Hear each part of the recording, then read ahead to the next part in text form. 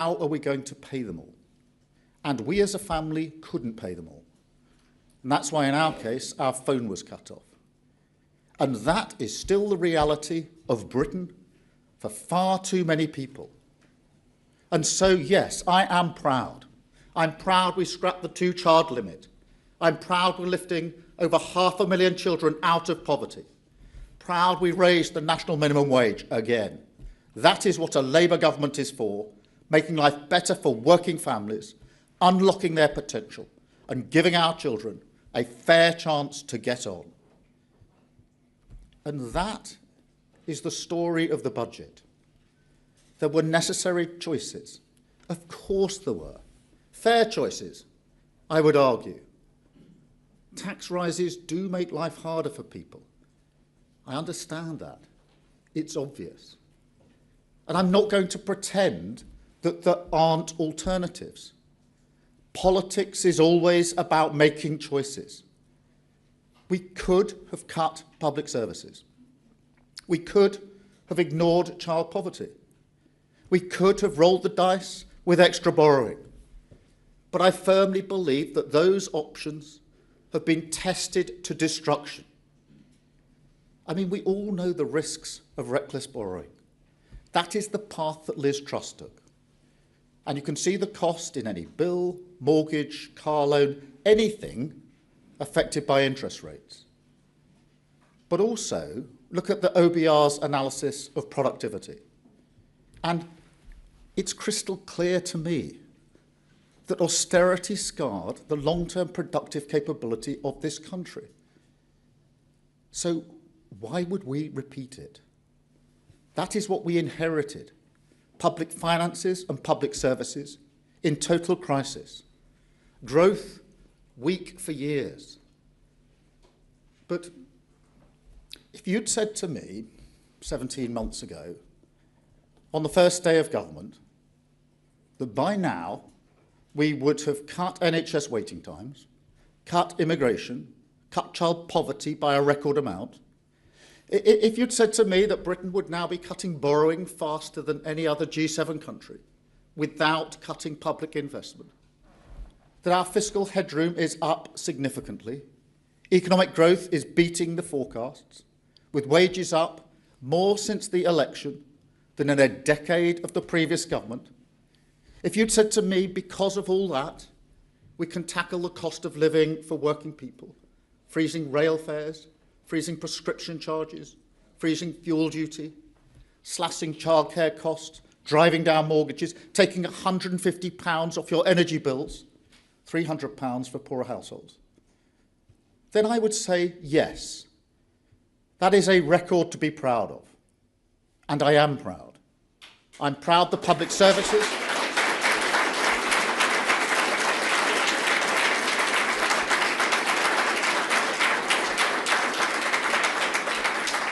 I am proud the public finances and our public services are moving in the right direction because we confronted reality. We took control of our future, and Britain is now back on track. And look, I am also confident we have now walked through the narrowest part of the tunnel. Because while I know it's still hard for lots of people, while I know the cost of living crisis is not gone away, in the year ahead, you will see the benefits of our approach, not just in the national statistics, but in your communities. You will see a country building its future with new homes and infrastructure, 2,000 free breakfast clubs, hundreds of school-based nurseries opened by September. You'll see 3,000 neighbourhood police officers on your streets by March. A new era of security for 11 million renters starting in May. Hundreds of thousands of parents taking advantage of our free childcare expansion. Almost 120 community diagnostic centres open 7 days a week by April. You will see NHS waiting times coming down further. Wages still rising faster than prices. Immigration still falling. And bit by bit, you will see a country that no longer feels the burden of decline or the sense that things can never get better. A Britain with its confidence and its future back. Now, take our energy policy. That's £150 off your energy bill. £300 if you're really struggling. Now, think about what that means to a family. Worried about whether to put the heating on a cold day, or worried that if they switch it on for too long, they might have to cancel a day out with their kids. It's not just money, it's security. It's having the freedom to make choices that help your family. Or think about our childcare investment. 30 hours free for every child between 9 months and 4 years old. A massive difference to the cost of living. Thousands of pounds back in the pockets of working parents. Real help getting parents and carers back to work, especially for women. And that is good for growth. But it's also good for our children's potential. Now, I visit primary schools all the time, and when I'm not getting told off for doing the 6-7, teachers repeatedly say to me, this is across the country, that some kids arrive at reception reading books, ready to learn, while others are still in nappies. I am sick of hearing those stories right across the country. Think about that. Inequality at aged just 4, baked in for life and likely to last a whole life. That's why everything we're doing for children is a game changer for our potential. We're giving every child the best start in life, every single child equal at the starting line of their education. And that's what a Labour government is for.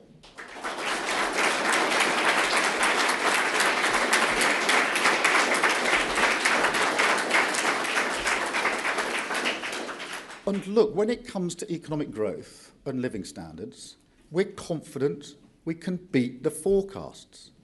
We've already beaten them this year. We are in control of our future. We've already struck trade deals that are attracting billions of pounds of investment. We're removing barriers to business right across the economy, in planning, industrial policy, pension reform, artificial intelligence, capital investment. And right at the heart of the budget, we have a package of measures that give the green light for the world's best entrepreneurs to start, scale and list their companies in Britain. But we have to be clear, at this stage of our plan, the most important things that we can do for growth, the most important things that we can do for business is first to drive inflation down so that interest rates come down further still and the cost of business investment comes down with it. And second, to retain market confidence that allows for real economic stability so that businesses can plan with certainty. That is what the country needs most right now. It is what the budget secured. And that's why our choices were fair, they were necessary, and they were fundamentally good for growth. But I will level with you. As the budget showed, the path to a Britain that is truly built for all requires many more decisions that are not cost-free and they're not easy. We can all see the challenge. Low productivity, the result of an economy scarred by austerity, by Brexit, and by consistently failing to unlock the nation's potential. So we need a productivity revolution. And as our plan runs to the end of Parliament, I want to set out some of the next steps in our economic renewal so that our progress can be fairly judged. First, regulation. Now, exactly a week ago, John Fingleton reported on our nuclear industry.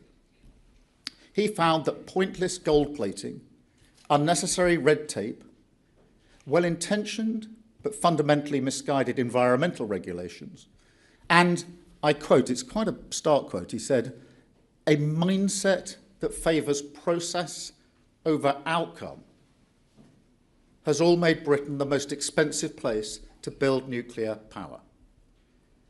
Now, I agree with him.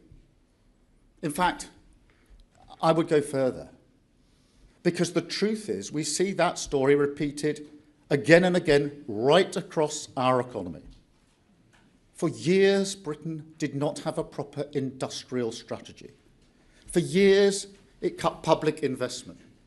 For years, it did not have a planning framework or frankly, a government that would quickly approve new railways, new tram lines, data centres, laboratories, power stations, wind farms, even whole towns.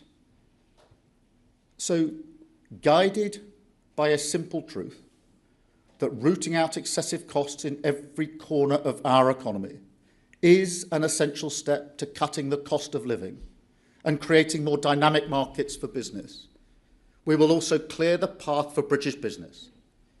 And therefore, in addition to accepting the Fingleton recommendations, I'm asking the Business Secretary to apply these lessons across the entire industrial strategy. Second, welfare. For too long, our welfare system has trapped people in poverty. And poverty is always a barrier to potential. That's why we scrapped the two-child limit. But we also have to confront the reality that our welfare state is trapping people not just in poverty, but out of work. Young people in particular. And that is a poverty of ambition. And so, while we will invest in apprenticeships and make sure young people without a job have a guaranteed offer of training or work, we must also reform the welfare state itself. That is what renewal demands. Now, this is not about propping up a broken status quo, nor is it because we want to look somehow politically tough. The Tories played that game, and the welfare bill went up by £88 billion. And they left children too poor to eat and wrote young people off as too ill to work. That was a total failure. So we've asked Alan Milburn to report on the whole issue of young people, inactivity and work, because we need to remove all the barriers which hold back the potential of our young people. Because if you're ignored early in your career, if you're not given the support you need to overcome your mental health issues, or you're simply written off because you're neurodivergent or disabled, then it can trap you in a cycle of worklessness and dependency for decades.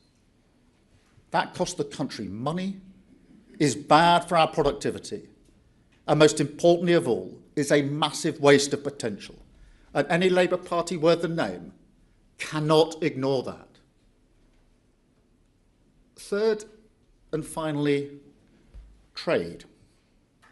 Vital for productivity, essential for growth, crucial to the cost of living. And let me be crystal clear. There is no credible economic vision for Britain that does not position us as an open trading economy. So we must all now confront the reality that the Brexit deal we have significantly hurt our economy. And so for economic renewal, we have to keep reducing frictions. We have to keep moving towards a closer relationship with the EU. And we have to be grown up about that, to accept that this will require trade-offs. That applies to our trading relations right across the world.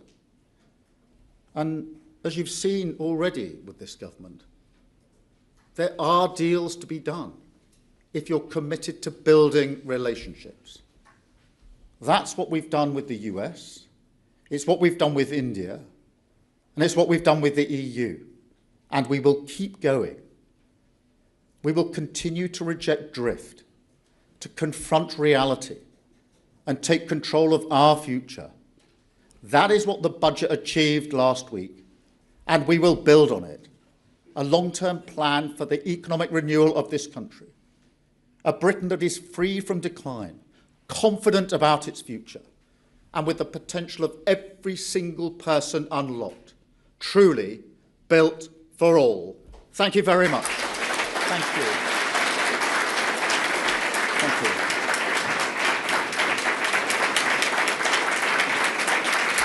Thank you.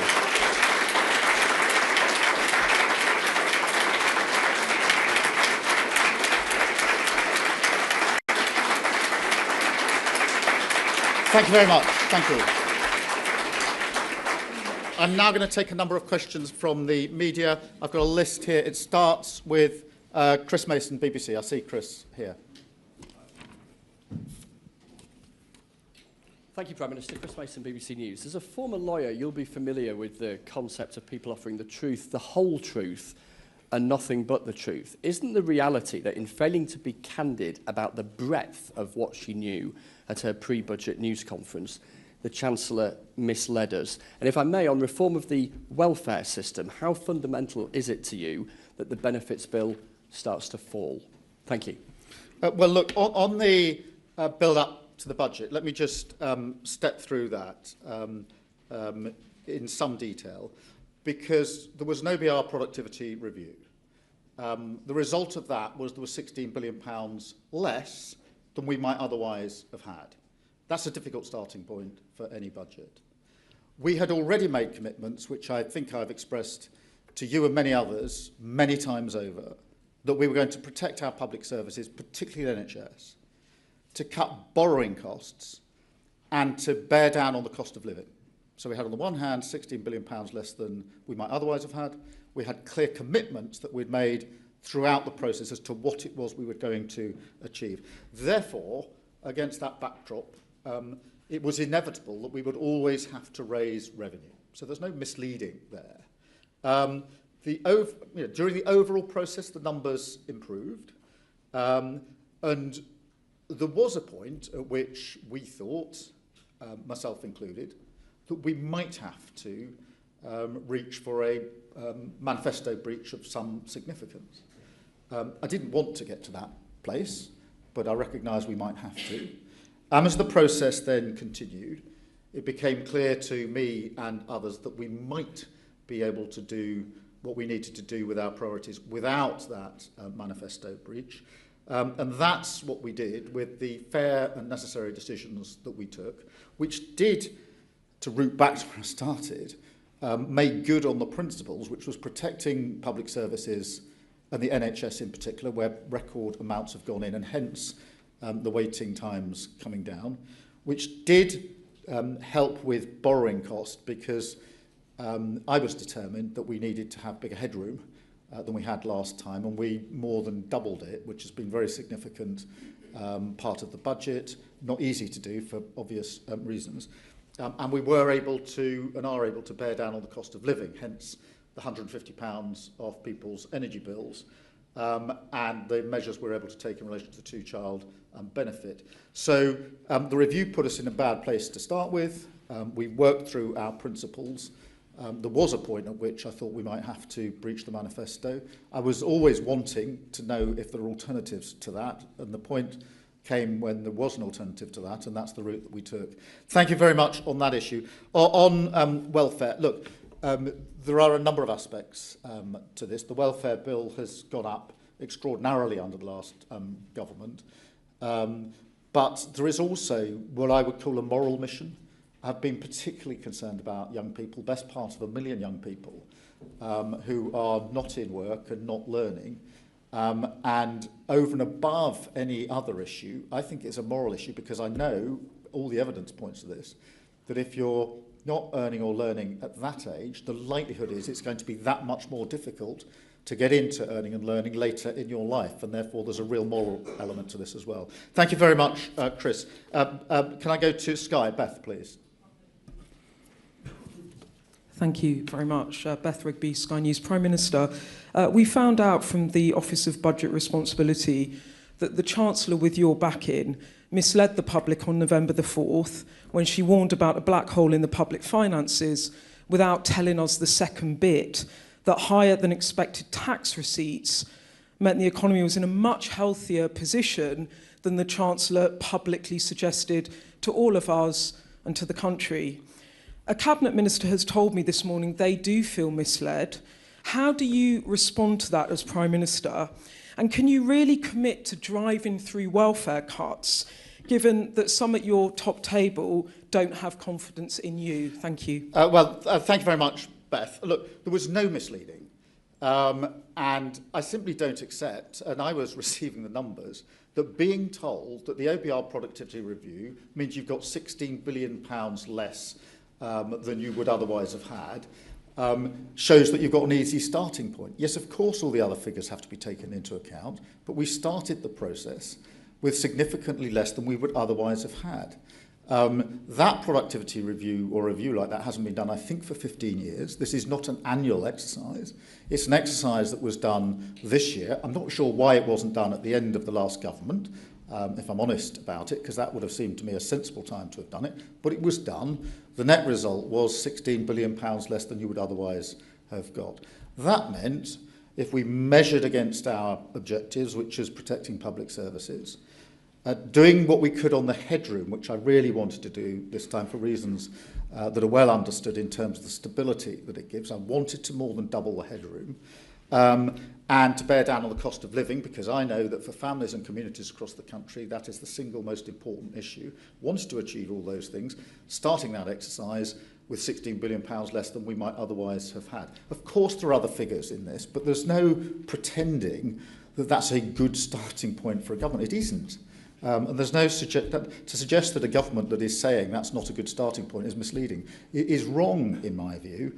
As I say, there was a point at which we did think we would have to breach the manifesto in order to achieve what we wanted to achieve.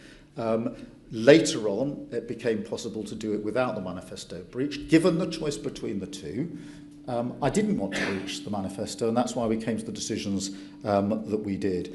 On the question about welfare, look, I do think that this is a moral mission. I don't think we can simply leave the best part of 1 million young people not earning or learning and walk past it. I mean, just as I fundamentally believe we've got to lift children out of poverty, that is a moral and personal mission for me, always has been. So too, I feel very strongly about the 1 million young people who we've got a cohort going through who, unless we intervene and do something, could well spend the rest of their lives in that kind of dependency. And I think that's wrong in principle, and that's why I want to deal with it. Thank you, Beth. ITV, Robert Peston. Hello, Prime Minister. For my sins, I've reported on budgets for 35 years. That's a good record. And truthfully, I have never seen preparations for a budget as shambolic as these, except for Liz Truss's mini-budget, and we all know how that ended. Is this the Chancellor's fault, or is it your fault? Well, and just briefly on, you mentioned you want to drive faster on trade. Your current proposals for the EU are not economically significant. Are you going to drive harder and faster in getting a better trade deal with the EU? Robert, let me just deal with the substance of the budget, because it's really important that we focus on that, in my view. We have protected our public services and our NHS. That is hugely important. Our NHS was on its knees after 14 years of the last government. Now we're bringing waiting times down. That is not easy. It requires record investment. It requires decisions to be made, fair and necessary decisions of this government. And I'm proud of that. I'm proud of that. That is an outcome of the budget.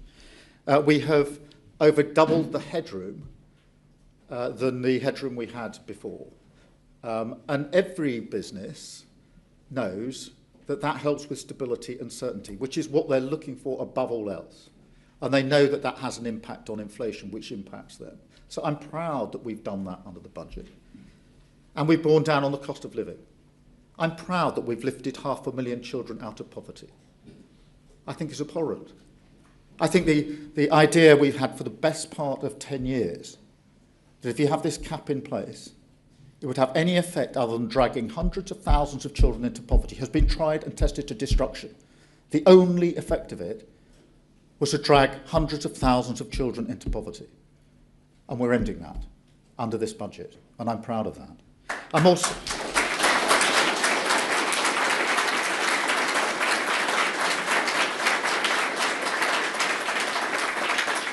And I'm also proud of the fact that we took the decision, not just to freeze rail fares, freeze prescriptions, but to take down energy bills by £150.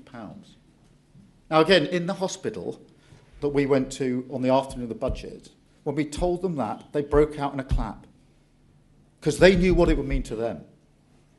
They knew what it would mean to them. Whatever happens in the Commons and the toing and froing in the Common, go and talk to staff in the NHS, and they clap when you tell them you'll bring down their energy bill. So I'm glad we're now on the substance of the budget, and on the substance of the budget, I'd defend it any day of the week. They're the right steps for our country, and I'm proud that we've taken them. On trade, Robert, look, we do need to get closer to the EU. It is clear from all of the analysis that the deal that we've got has hurt our economy. That's why we've rebuilt relations and reset relations with the EU, and I'm proud that we've done that.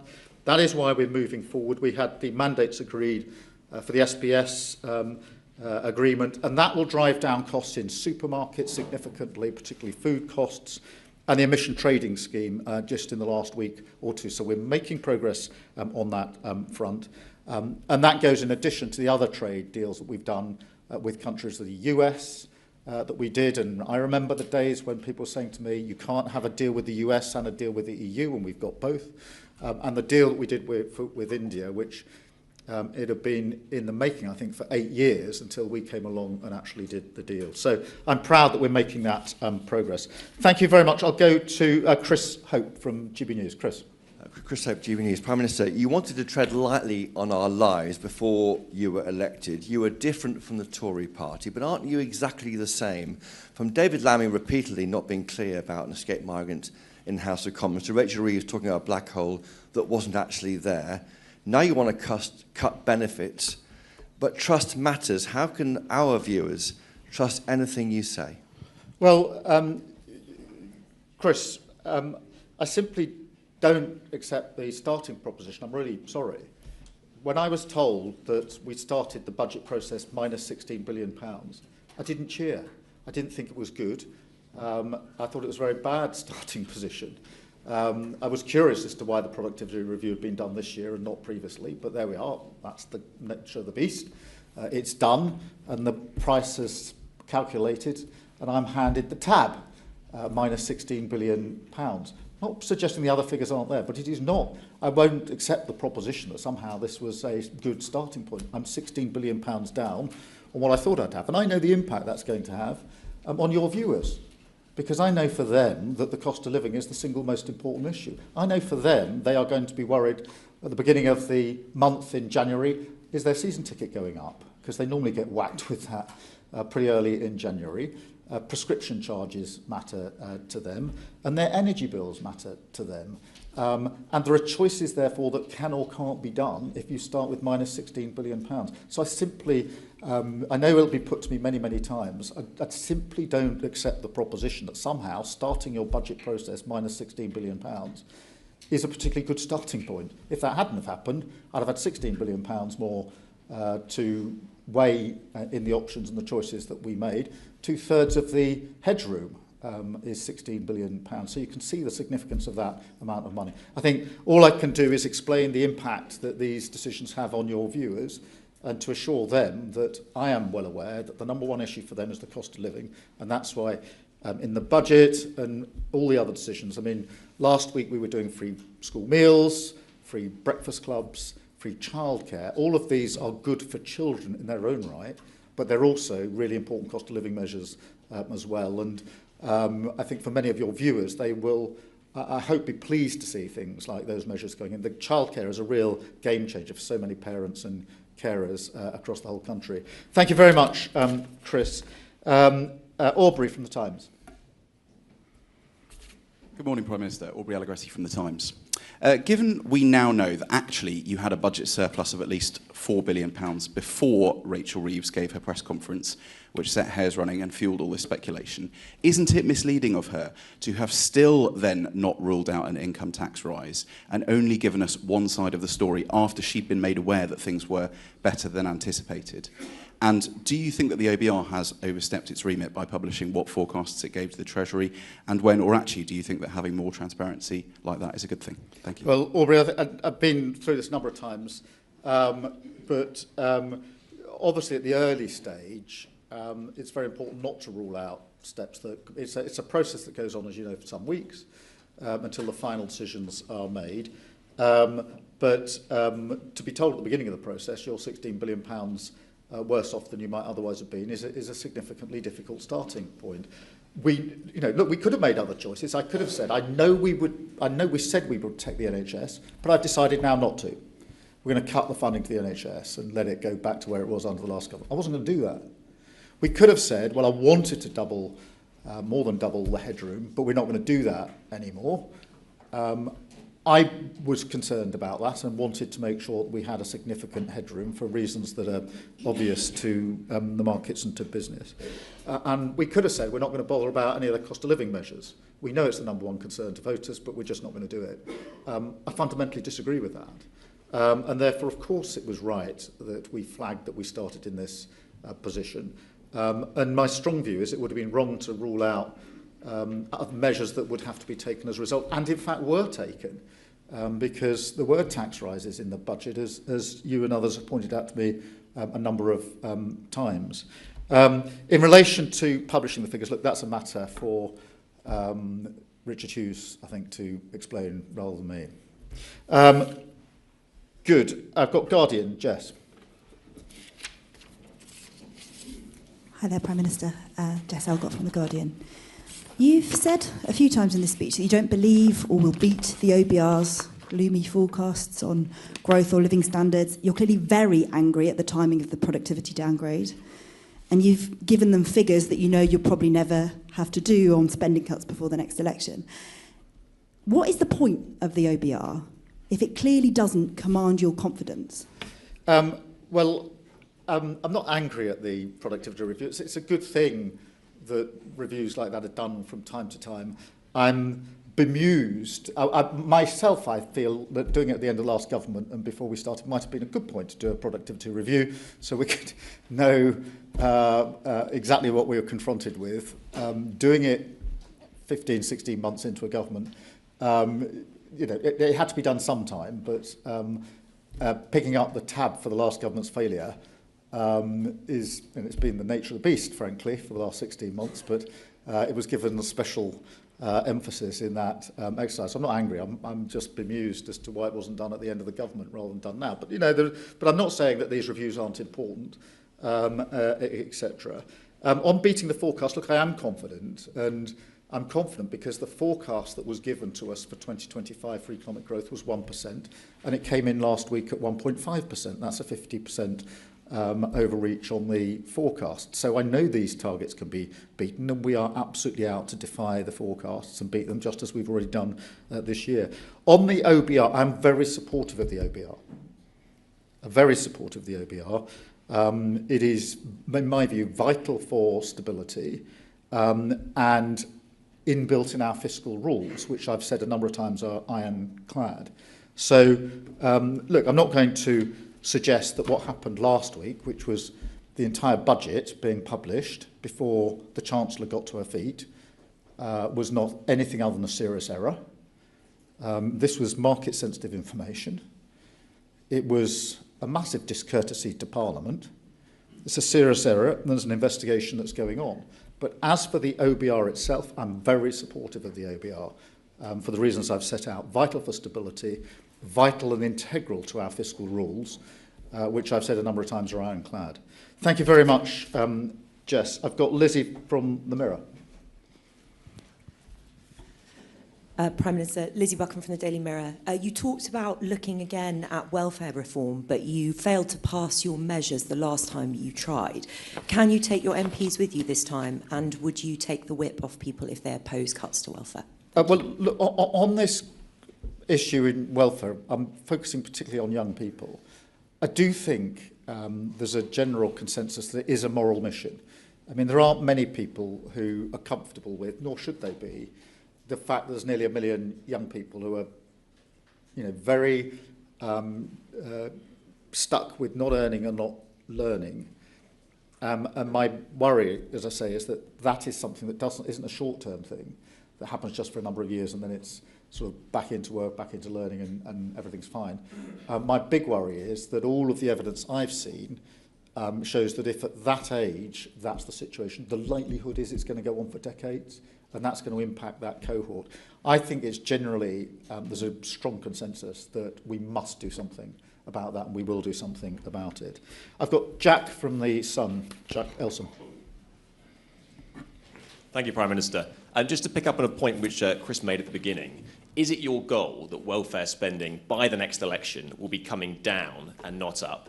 And then just secondly, your Chancellor in the budget and over the weekend says that she was asking ordinary workers to contribute a little bit more. But what is your message to people who aren't contributing at all? Thank you.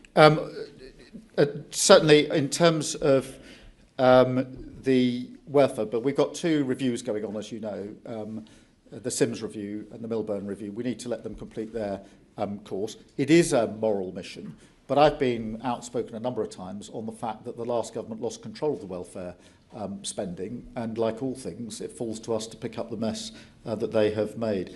In relation to look, we are asking everybody to contribute a little bit more. I do think it's really important to appreciate with the 2-child limit that 3/4 of children in poverty are in working families. It's the working poor we're dealing with here. That is families who are working but can't make enough money from their wages in order to pay their bills and keep their children out of poverty. I think we should do something about that. I think it's the right thing to do for children. I think it's the right thing to do for the NHS. I was really struck spontaneously last week by the strength of feeling in the hospital, that if we're able to deal with child poverty, it will bring the number of children going into hospital down and have a real impact on the NHS budget. And it's not me saying it to you. This is what the first reaction of the staff in hospital was to that effect. And I genuinely think it's really important for the economy. If we want our economy to grow, and we do, we have to ensure that every single person can contribute to that. It is really hard, if you're growing up in poverty, to play your full part economically towards the growth that we need in this country. So for all those reasons, I think it's the right thing to do. I've now got news with Chris. Chris. Thank you, Prime Minister. Good morning, Prime Minister. Chris Chandler, News with Chris. The government is lifting the 2-child benefit cap from next April, but with working families being told they need to contribute more and the 2-child benefit cap not being lifted from next April, what reassurance can you give families right now that are struggling this winter as it approaches? Yeah, well, for families struggling this winter, I want to give the reassurance that we're taking a number of measures on the cost of living, because I think for them, that's probably the thing uppermost in their mind. Can I make ends meet? Can I pay the bills? As I said in my speech, that happened to me when I was growing up. We didn't have enough money to pay all of our bills. We had to do what families are doing now, which is to sit around the kitchen table and make the difficult choices to which bills we wouldn't pay because we couldn't afford to do so. It was the old days of landlines, but that's why we had to have the phone cut off, because we couldn't pay the bill. In those days, that meant the end of your phone. But those are the decisions that families are going through this winter, and that's why what I'd say through you to them is we are taking measures in relation to rail fares, to prescriptions, energy bills down by £150. For those that are struggling most, that's on top of the 150 that we're already taking off for. So last winter, 3 million families that needed it most had their energy bills reduced by £150. We've extended that to 6 million of the poorest families, those struggling most this winter. So for them, there's that additional benefit as well. And for any of those through you who've got children who can benefit from free breakfast clubs, from free school meals, the free childcare, which downstairs there's a nursery where you see firsthand the evidence of this, from 9 months to 4 years, does save a significant amount of money. does mean that parents and carers can get back into work if that's what they want to do and earn a little bit more. And it's hugely important for children, because I fundamentally believe that children aged 4 ought to be at the same point on the starting line. And as I said in my speech, I'm sick of hearing that children aged 4, some of them ready to learn, some of them in nappies. It's not a slogan in a speech. It's really something we should all be concerned about. We're beginning to end that. So thank you very much, Chris. And I've got News ASB Andrew. Andrew. Good morning, Prime Minister. What guarantees can you give that your government will be transparent about fiscal realities, even if the news is politically inconvenient? Well, I think, firstly, Andrew, thank you very much. I think by standing up here and walking through the decisions that we've made, hopefully that helps explain the process and very much setting out the result of that, the substance, the content of the budget, and being clear, I think, as to what the driving principles were behind it, that we wanted to protect our public services, our NHS in particular, and most people would say that's a good thing, because they need to know the NHS is there for them and their families when they need it. And one of the saddest things under the last government is when Labour left power, we had the lowest waiting lists and the highest confidence in the NHS. And that was really appreciated in the NHS and by the staff. At the last election, we had the highest waiting lists and the lowest confidence. And you can imagine the impact that had on the staff of the NHS who are trying to do their level best, and yet the public confidence is at its lowest because of the position they've been left in. So we were determined to turn that around. We're determined to bring down the cost of borrowing, because that then impacts on interest rates, which then for anybody with a mortgage or a bill or anything where interest rates make a difference is hugely important. And I wanted transparently to be clear that the cost of living is the single most important thing for most families and communities across the country. And they will want to know, and through me and you questioning me, can know that we've taken a number of measures on the cost of living, which will help. It doesn't eradicate the problem, but helps, but also gives the sense that we're a government that does actually understand what a cost of living crisis feels like, and that's determined to make the fair and necessary decisions to deal with it. Thank you all very much indeed. Thank you.